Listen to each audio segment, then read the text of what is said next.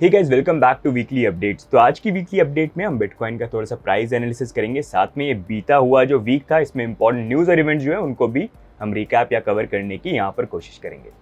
तो सबसे पहले यहाँ पर हम बिटकॉइन का अपडेट देखते हैं। तो करेंटली अगर हम देखेंगे, हमको एक और weekly candle closing 200 weekly moving average के नीचे देखने को मिली। 200 वीकली मूविंग एवरेज जो एक काफ़ी क्रूशल मूविंग एवरेज है, जो करंटली $23,200 के अराउंड है। बिटकॉइन की प्राइस के लिए अगर ऊपर मूव करना है तो ये एरिया ब्रेक होना काफ़ी इंपॉर्टेंट है। हम पहले भी बात कर चुके हैं कि बिटकॉइन की हिस्ट्री में कभी भी बिटकॉइन ने इस लेवल के नीचे इतना लंबा टाइम स्पेंड नहीं किया है। तो अभी रेजिस्टेंस वाइज $23,200 एक काफ़ी इंपॉर्टेंट जोन है, जो अगर ब्रेक होता है तो कुछ पॉजिटिव प्राइस बाउंस हम एक्सपेक्ट कर सकते हैं। उससे पहले चीज़ें थोड़ी सी यहाँ पर हार्ड रह सकती हैं। अब दूसरा, ऑन दी अदर साइड अगर हम देखेंगे, जैसे ऊपर रेजिस्टेंस यहाँ पर $23,200 का बन जाता है, वैसे यहाँ पर अभी जो एक क्रिटिकल सपोर्ट है वो बिटकॉइन के लिए यहाँ पर $17,400 पे बन जाता है, जो यहाँ पर है 300 वीकली मूविंग एवरेज। एंड जैसा हम पहले भी बात कर चुके हैं कि अगर आप देखेंगे प्रीवियस यहाँ पर जो बॉटम कंफर्म हुआ था वो इस 300 वीकली मूविंग एवरेज पे ही हुआ था। तो इसलिए ये सेकंड टाइम होगा कि अगर यहाँ पर प्राइस नीचे और आती भी है $17,400 पे, तो यहाँ पर 300 वीकली मूविंग एवरेज टेस्ट होगा। तो लेकिन देखना यहाँ पर ये है कि क्या इस बार बिटकॉइन की प्राइस इस लेवल को होल्ड करती है या नहीं करती है, क्योंकि जैसा हमने बात करी बहुत सारी चीज़ें जो है यहाँ पर फॉर द फर्स्ट टाइम हो रही है बिटकॉइन की प्राइस एक्शन के अंदर। बट एनीवेज आने वाले दिनों में भी ये इंपॉर्टेंट रहेगा कि बिटकॉइन की प्राइस इनिशियली यहाँ पर जो भी मूवमेंट होता है उसके बाद ब्रेकआउट किधर करती है। क्या ऊपर की तरफ हमको 200 वीकली मूविंग एवरेज ब्रेक होते हुए देखने को मिलता है, या फिर यहाँ पर 300 वीकली मूविंग एवरेज। ऑल्दो अगर हम देखेंगे मार्केट के अंदर थोड़ा सा जिस तरह से प्राइस मूवमेंट है, थोड़ी फंडिंग रेट के अंदर भी अब डिफरेंसेस आने चालू हो गए हैं, जहाँ पर फंडिंग रेट जो है थोड़ी सी यहाँ पर नेगेटिव हुई है। अगर और नेगेटिव टर्न होती है तो एक स्लाइड बाउंस जो है वो यहाँ पर हम एक्सपेक्ट कर सकते हैं। थोड़ा सा प्रॉबेबली प्राइस मूवमेंट अगर माने कि किस तरह का हो सकता है, तो आप ये मान लीजिए थोड़ा सा अगर जाए प्राइस थोड़ा सा इस तरह का मूवमेंट है, फिर उसके बाद थोड़ा सा रिजेक्शन अभी ये है। But this is just a speculation, but let's see आपका टीए क्या बोलता है। Do also let us know in the comments. अब नेक्स्ट मूविंग ऑन, इस वीक की इंपॉर्टेंट न्यूज और इवेंट्स को हम थोड़ा सा यहाँ पर देखते हैं। तो सबसे पहले अगर हम देखेंगे तो इन्फ्लेशन नंबर्स यहाँ पर निकल के आए हैं, जहाँ पर यूरोप का या यूरोजोन का अगर आप इन्फ्लेशन नंबर देखेंगे तो एक नए ऑल टाइम हाई पे पहुंच चुका है, जो है 9.1%। साथ में अगर आप इटली का इन्फ्लेशन देखेंगे तो वो भी यहाँ पर 9% के अराउंड पहुंच चुका है। जर्मनी का इन्फ्लेशन देखेंगे तो 50 साल में हाईएस्ट जो इन्फ्लेशन नंबर है वहाँ पर ये पहुंच चुका है, जो है 8.8%। साथ में नीदरलैंड देखेंगे तो वो डबल डिजिट इन्फ्लेशन नंबर पे आ चुका है 13.6%। अब यहीं पर अगर देखा जाए, एक कंट्री का टारगेटेड जो इन्फ्लेशन नंबर होता है वो नॉर्मली रहता है 2 से 3% की। कंट्री के लिए इतना ही इन्फ्लेशन होना चाहिए, उससे ज़्यादा नहीं होना चाहिए। लेकिन अभी अगर आप देखेंगे जिस तरह की कंडीशन चल रही है ऑल ओवर द वर्ल्ड, कई कंट्रीज़ में तो डबल डिजिट नंबर के इन्फ्लेशन आ रहे हैं। ये एक तरह से शो कर रहा है कि कितनी इकोनॉमिक कंडीशन आज की डेट में वीक है। उसका रीज़न हमेशा ये रहता है excessive printing and poor management, and उसी के कारण अभी ये सारी चीज़ें हमको यहाँ पर देखने को मिल रही हैं। लेकिन यहाँ पर अगर हम देखेंगे तो India in comparison to others based on numbers थोड़ा बेटर परफॉर्म कर रहे हैं अगर कंट्री वाइज भी देखा जाए। इनफैक्ट इंडिया के अगर हम जीडीपी ग्रोथ नंबर्स भी देखेंगे अप्रैल जून के क्वार्टर के अराउंड, तो वो 13.5% थे, which makes India the fastest in the world in terms of GDP growth. Around 47 lakh formal job जो थे वो यहाँ पर इंडिया की इकोनॉमी के अंदर ऐड हुए Q1 के अंदर। अब नेक्स्ट मूविंग ऑन, बिटकॉइन और क्रिप्टो मार्केट की प्राइस जो है वो जरूर टंबल कर रही है, लेकिन बिटकॉइन की हैश रेट जो है वो वापस फिर से अपने प्रीवियस जो ऑल टाइम हाई है उसके काफ़ी क्लोज आ गए हैं। अगर आप देखोगे मई के अराउंड 11 मई के अराउंड बिटकॉइन की जो डिफिकल्टी लेवल था वो अराउंड 31.25 ट्रिलियन के लेवल पे आ गया था। एंड अभी करंटली अगर आप देखोगे वो थोड़ा सा डाउन हुआ था, लेकिन अब फिर से रिसेंटली यहाँ पर राइज होकर वो 30.98 ट्रिलियन के अराउंड आ गया है। अगर आप देखोगे बिटकॉइन की जो माइनिंग डिफिकल्टी होती है ये बहुत इंपॉर्टेंट होती है, क्योंकि जितनी ये माइनिंग डिफिकल्टी बढ़ती है, हैश रेट जितनी ऊपर जाती है, उतना ही बिटकॉइन की ब्लॉकचेन को ये सिक्योर बनाती है। तो सिक्योरिटी वाइज ये एक चीज़ है जो हमेशा इंक्रीज हुए तो इट इज़ बेटर। अगर ये नीचे जाए तो थोड़ा सा प्रॉब्लम की सिचुएशन यहाँ पर जाती है, जो बिटकॉइन के साथ कभी हुआ नहीं है। And in a wedge market के अंदर भी वो स्ट्रेंथ शो कर रही है कि यहाँ पर जो नेटवर्क के पार्टिसिपेंट है, माइनर्स जो हैं, वो अभी भी बिटकॉइन को लेके यहाँ पर काफ़ी बुलिश हैं, और वो विद टाइम यहाँ पर उसको माइन करने में अपना इंटरेस्ट जो है उनका यहाँ पर लूज हुआ नहीं है। इन अ वे अगर हम देखेंगे जनवरी के कंपैरिजन में भी देखते हैं इस साल के अंदर, तो बिटकॉइन की जो माइनिंग डिफिकल्टी है वो 9.26% से यहाँ पर इंक्रीज हो गई है, जो अगर किसी और ब्लॉकचेन में अगर आप देखोगे ना, इस लेवल की सिक्योरिटी और इस लेवल का हैश रेट आपको किसी भी और ब्लॉकचेन में नहीं देखने को मिलेगा। इसी कारण बिटकॉइन का जो ब्लॉकचेन है सबसे सिक्योर और सबसे डिफरेंट है। That's why bitcoin and then crypto coins दोनों में डिफरेंस है। अब नेक्स्ट मूविंग ऑन अगर हम बात करेंगे तो CME शिकागो मर्चेंटाइल एक्सचेंज, तो यूएस के अंदर एक एक्सचेंज है जो डेरिवेटिव्स फ्यूचर्स वगैरह जो है उनको यहाँ पर लॉन्च करता है। तो इन्होंने 2017 के अंदर बिटकॉइन के फ्यूचर कॉन्ट्रैक्ट जो थे US डॉलर के अंदर उसको लॉन्च किया था, और 2021 में इन्होंने इथेरियम के भी USD के अंदर फ्यूचर कॉन्ट्रैक्ट जो है उनको लॉन्च किया था। अब इन्होंने यहाँ पर बिटकॉइन और इथेरियम इन दोनों के यहाँ पर यूरो के जो फ्यूचर कॉन्ट्रैक्ट है उसको भी वो यहाँ पर लॉन्च कर रहे हैं। तो एक तरह से आप देख सकते हैं इंस्टीट्यूशन जो है बिटकॉइन को फिजिकली बाय करें नहीं करें, लेकिन प्राइस स्पेकुलेशन के अंदर प्रोडक्ट जरूर लॉन्च कर रहे हैं ताकि उनके जो क्लाइंट्स हैं वो भी उसका एडवांटेज यहाँ पर ले पाए। बाकी next moving on, recently Forbes ने एक रिपोर्ट को पब्लिश किया जिसके अकॉर्डिंग उनका बोलना ये है कि बिटकॉइन का जो ट्रेडिंग वॉल्यूम जो हमको दिखता है वो बेसिकली यहाँ पर फेक है। उनका बोलना ये है कि जो आप एक्सचेंजेस देखोगे जैसे बाइनेंस हो गया या फिर बाइबिट हो गया या बाकी एक्सचेंजेस भी यहाँ पर हो गए जो एडवर्टाइज करते हैं कि उनके एक्सचेंज के ऊपर बहुत बड़े वॉल्यूम की ट्रेडिंग हो रही है, उनके रिपोर्ट के अकॉर्डिंग ये बोलना है कि क्योंकि कोई ओवरसाइट नहीं है, कोई रेगुलेशन नहीं है, तो ये यहाँ पर जो वॉल्यूम है दैट्स नॉट एक्यूरेट एंड बहुत ज़्यादा चांसेस ये हैं कि ये जो पूरा का पूरा ट्रेडिंग वॉल्यूम हमको शो होता है वो कहीं ना कहीं यहाँ पर फेक है। इस रिपोर्ट ने साथ में ये भी चीज़ बोली कि कोई ऐसा जेन्युइन मेथड नहीं है टू कैलकुलेट कि एक्चुअल में बिटकॉइन का वॉल्यूम है क्या। एक्सचेंजेस बोलते तो हैं कि ये बिटकॉइन का वॉल्यूम है based on numbers that they show, but actual में उसको इवैल्यूएट करने का कोई ऐसा मेथड ही नहीं है कि आप उससे पता कर पाओ। साथ में उन्होंने एक एग्जांपल ये भी दिया कि अगर आप कॉइन मार्केट कैप को देखोगे जो बेसिकली यहाँ पर शो करते हैं क्रिप्टो मार्केट में कितना ट्रेडिंग वॉल्यूम है, कितना मार्केट में कॉइन्स के अंदर मूवमेंट आया, उसके अकॉर्डिंग 24 आवर का जो ट्रेडिंग वॉल्यूम है बिटकॉइन का वो था $32 बिलियन। सिमिलर चीज़ अगर कॉइन गेको के ऊपर देखोगे जो सेम यहाँ पर ट्रेडिंग वॉल्यूम और सारी चीज़ें डेटा जो है वो शो करता है, वो शो कर रहा है यहाँ पर 27 बिलियन। और साथ में नॉमिक्स को देखोगे तो वो 57 बिलियन शो कर रहा है, मेसारी को देखोगे तो वो 5 बिलियन शो कर रहा है। तो उसके अकॉर्डिंग उनका बोलना है कि अलग अलग प्लेटफॉर्म्स भी जो हैं ये अलग अलग यहाँ पर जो ट्रेडिंग वॉल्यूम है वो एक तरह से पब्लिश यहाँ पर कर रहे हैं। तो कोई एक्यूरेट आइडिया है ही नहीं कि एक्चुअल यहाँ पर नंबर्स क्या है। तो इसलिए बहुत ज़्यादा पॉसिबिलिटी ये है कि जो ट्रेडिंग वॉल्यूम्स हैं, जो एक्चुअल नंबर्स हमको दिखते हैं यहाँ पर कॉइन मार्केट कैप या कॉइन गेको में, उनके अकॉर्डिंग बोलना ये है कि बहुत ज़्यादा चांसेस ये हैं कि वो फेक वॉल्यूम है और एक्यूरेट वॉल्यूम यहाँ पर नहीं है।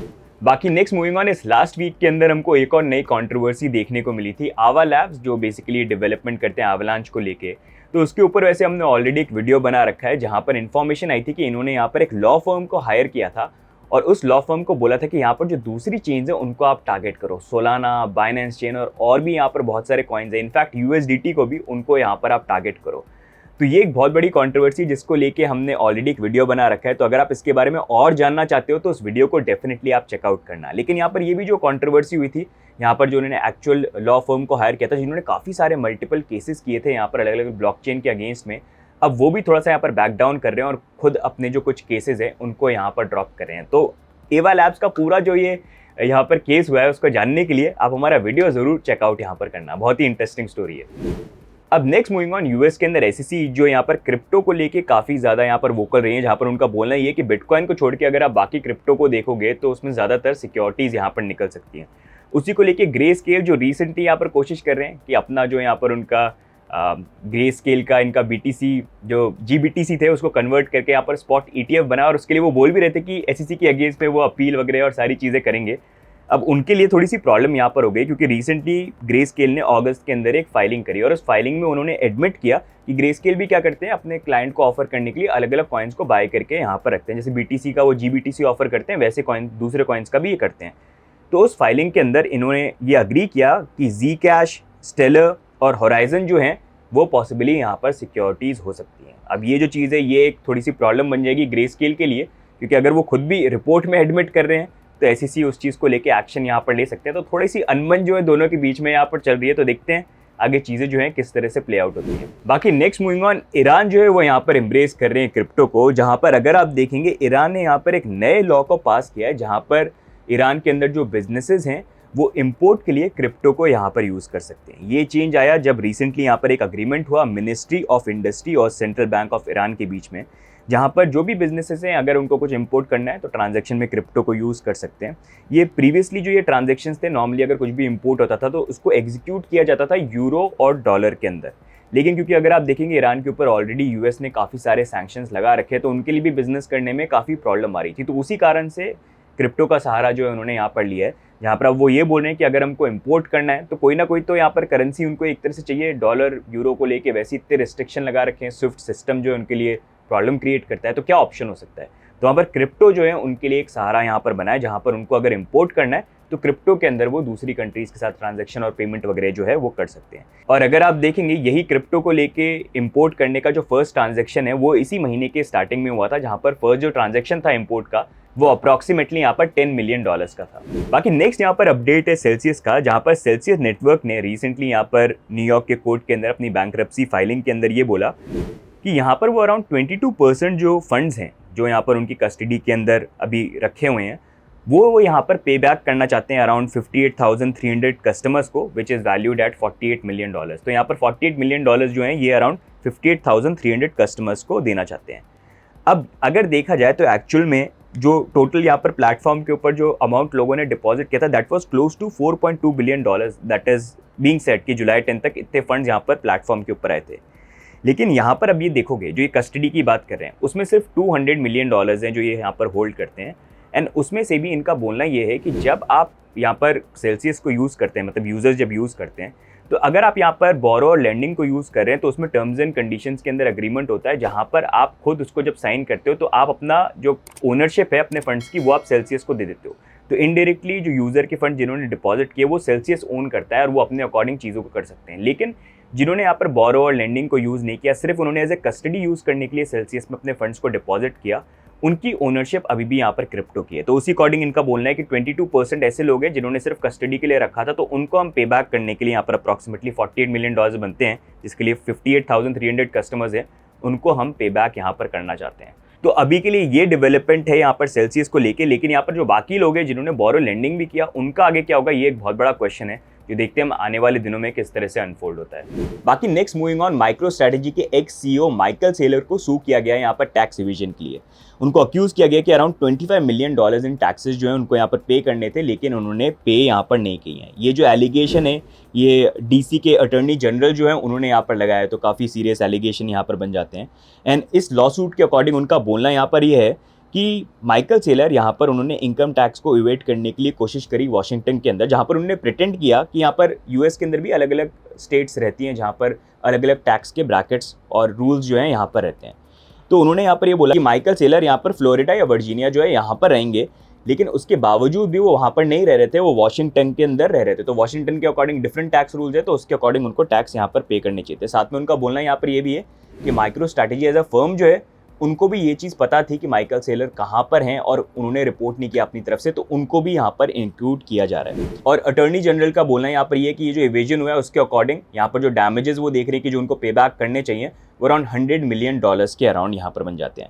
माइकल सेलर जो है उनका बोलना है कि नहीं ऐसा तो नहीं है, मैं वॉशिंगटन पे नहीं रह रहा था, मैं तो यहाँ पर फ्लोरिडा में रह रहा था, तो ऐसी कोई चीज़ नहीं है। तो कोर्ट में देखते हैं भाई आगे किस तरह से चीज़ें होती है। तो ये भी एक इंटरेस्टिंग चीज़ रहेगी, देखते हैं आगे किस तरह से अनफोल्ड होती है ये सिचुएशन भी। बाकी नेक्स्ट मूविंग ऑन, यहाँ पर माउंट गॉक्स का जो रीपेमेंट शेड्यूल है उसको लेके इन्फॉर्मेशन आए, क्योंकि अभी रिसेंटली काफ़ी ज़्यादा कवरेज और काफ़ी फट भी है काफ़ी जगह देखने को हम मिला, जहाँ पर ये बोला जा रहा था कि माउंट गॉक्स के जितने भी बिटकॉइन हैं वो यहाँ पर अनलॉक हो सकते हैं और मार्केट में डंप हो सकते हैं। तो बीटीसी या मार्केट में भी डंप आ सकता है। अगर आपको नहीं पता है कि माउंट गॉक्स है क्या, क्या पूरा केस हुआ है, तो इसके ऊपर ऑलरेडी हमने केस स्टडी बना रखी है, उसको देखना बहुत इंपॉर्टेंट और सबसे बड़ा इन अ वे सिग्निफिकेंटली उस टाइम के अकॉर्डिंग एक हैक था, तो इसको ज़रूर देखना, आपको बहुत सारी चीज़ें जो हैं सीखने को मिलेंगी।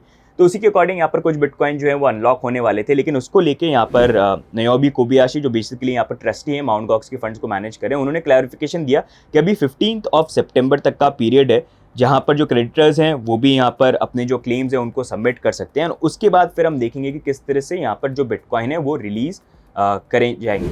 और उसके लिए भी ये है कि जो बिटकॉइन रिलीज़ किए जाएंगे लोगों के, वो भी उनको बैचेस में डिस्ट्रीब्यूट होगा, वो ऐसा नहीं है कि एक साथ ही सबको डिस्ट्रीब्यूट होगा। तो उसकी भी क्या इन्फॉर्मेशन रहती है, किस तरह से करते हैं, कितने बैचेस में होती हैं, तो 15 सितंबर के बाद ही यहाँ पर हमको देखने को मिलेगी, जो कोइंसिडेंटली एक तरह से ऐसा टाइम भी बन जाता है जहाँ पर अगर आप देखेंगे इथेरियम का मर्ज का इवेंट का डेट हो जाता है। तो अभी के लिए ये इन्फॉर्मेशन है, बाकी लेट्स सी यहाँ पर जो इन्फॉर्मेशन आएगी आपसे हम रेगुलरली शेयर करते रहेंगे माउंट गॉक्स के रिगार्डिंग। तो ये हो गए गाइस कुछ इंपॉर्टेंट न्यूज़ और इवेंट्स। अब नेक्स्ट यहाँ पर हम इस वीक के टॉप गेनर्स और टॉप लूजर्स जो हैं उनको भी यहाँ पर देख लेते हैं।